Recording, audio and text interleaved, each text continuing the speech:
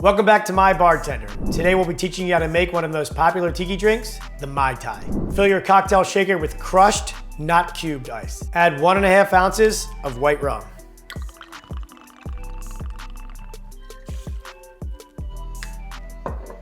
Add 3/4 of an ounce of orange curacao.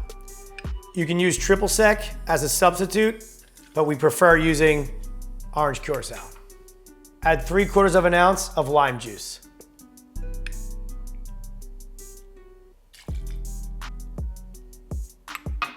Add 1/2 ounce of orgeat.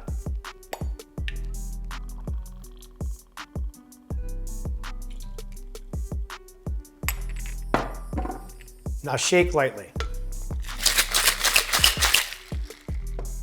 Now pour into your rocks glass.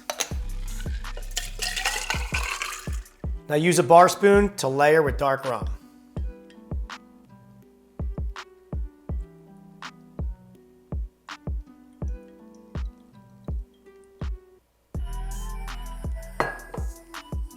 Finally garnish with a lime wheel and a mint sprig.